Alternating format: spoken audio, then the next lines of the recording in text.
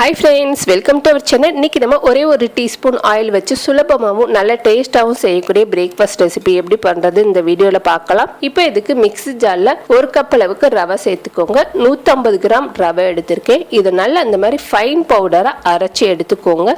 எடுத்ததுக்கு அப்புறமா இது கூட 2 டீஸ்பூன் அளவுக்கு கார்ன்ஃப்ளவர் மாவு சேர்த்துக்கலாம். கார்ன்ஃப்ளவர் மாவுக்கு பதிலா கோதுமை மாவு, மைதா மாவு ரெண்டுமே சேர்த்துக்கலாம். இது கூட ஒரு 100 கிராம் அளவுக்கு தயிர் சேர்த்துக்கோங்க.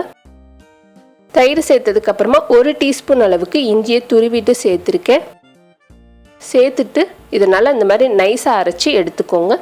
எடுத்துட்டு மிக்சிங் பவுலில் சேர்த்துக்கலாம். சேர்த்ததுக்கு அப்புறமா நம்ம அரைச்ச மிக்ஸி ஜார்ல ஒரு 1/2 கப் மட்டும் தண்ணி சேர்த்து இதோட கலந்துக்கோங்க. இந்த மாவு பதம் எந்த பதத்துக்கு இருக்கணும்னு பார்த்தீங்கன்னா ஆப்ப மாவுலாம் எந்த பதத்துக்கு இருக்குமோ அதே அளவுக்கு தண்ணி கலந்து ரெடி பண்ணி வச்சுக்கோங்க. இது கூட தேவையான அளவுக்கு உப்பு சேர்த்துட்டு நல்லா மிக்ஸ் பண்ணி இதை ஒரு 15 நிமிஷம் ஊற விட்டுடலாம். நம்ம இதில் சோடா சேர்க்காதனால 15 நிமிஷம் ஊறிச்சுன்னா நல்லா சாஃப்டாக இருக்கும். இப்போ பார்த்தீங்கன்னா ஒரு 15 நிமிஷம் நல்லா ஊறிடுச்சு. இந்த டயத்தில் இது கூட இன்னும் கொஞ்சம் பொருட்கள் சேர்த்துக்கலாம். ஒரு பச்சை மிளகா நல்லா பொடியாக கட் பண்ணிக்கோங்க. இது கூட ஒரு கைப்பிடி அளவுக்கு கொத்தமல்லி ரெண்டையும் நல்லா பொடியாக கட் பண்ணிட்டு சேர்த்துருக்கேன். இது கூட காஞ்ச வெந்தய இலைகள் 1 டீஸ்பூன் அளவுக்கு சேர்த்துக்கோங்க. நல்ல ஃப்ளேவராக இருக்கும் இந்த மாவுக்கு. இது கூட ஒரு 1/2 டீஸ்பூன் மட்டும் ஜீரகத்தூள் சேர்த்துக்கலாம். சேர்த்துட்டு இது கூட இன்னும் ஒரு பொருள் மட்டும் சேர்க்கணும். இப்போ மிக்ஸ் பண்ணிவிட்டு இது கூட 1 டீஸ்பூன் அளவுக்கு சில்லி ஃப்ளெக்ஸ் சேர்த்துக்கலாம்.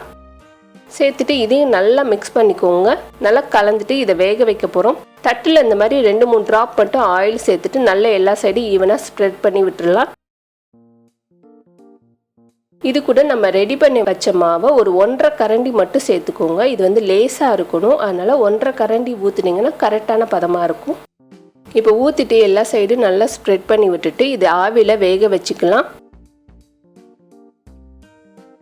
ஆவியில் வேக வைக்கிறதுக்கு கடாயில் 1/2 கப் அளவுக்கு தண்ணி சேர்த்து இந்த மாதிரி ஸ்டாண்டு வச்சுக்கோங்க. அதுக்கு மேலே நம்ம ரெடி பண்ணி வச்ச தட்டை அப்படியே வச்சு ஒரு 5 நிமிஷம் நல்லா வேக வச்சிட்டிங்கன்னா சூப்பராக நம்மளோட பிரேக்ஃபாஸ்ட் ரெசிபி ரெடி ஆயிடும். இதுக்கு எந்த ஒரு சைடிஷுமே தேவைப்படாது, நீங்கள் அப்படியே சாப்பிட்லாம். விருப்பப்பட்டீங்கன்னா இது கூட தக்காளி சாஸ் இல்லைன்னா கார சட்னி ரெண்டில் ஏதாச்சும் வச்சு சாப்பிட்டுக்கலாம். இப்போ கையில் தொட்டு பார்த்தீங்கன்னா ஒட்டாத பதம் வந்ததுக்கு அப்புறமா இதை எடுத்து ஆற வச்சிருங்க. இப்போ நல்லா ஆறிடுச்சு. இதை ஓரங்கள்லாம் எடுக்கிறதுக்கு இந்த மாதிரி கத்தியில் லைட்டாக ஆயில் தடவிட்டு ஓரங்கள்லாம் எடுத்து விட்டுருங்க. நம்மளுக்கு எடுக்கிறதுக்கு கொஞ்சம் ஈஸியாக இருக்கும். இப்போ இந்த மாதிரி ஓரங்கள்லாம் எடுத்ததுக்கு அப்புறமா இதை வந்து 1 இன்ச் அளவுக்கு நல்லா கீறி விட்டுடலாம். கீறிட்டு இந்த மாவை எடுத்து நம்ம ரோல் பண்ண போகிறோம். இந்த மாதிரி மாவை எடுத்திங்கன்னா ஈஸியாக நம்மளுக்கு எடுக்க வரும். இப்போ எடுத்ததுக்கு அப்புறமா இதை திருப்பி போட்டு நல்லா ரோல் பண்ணிக்கோங்க.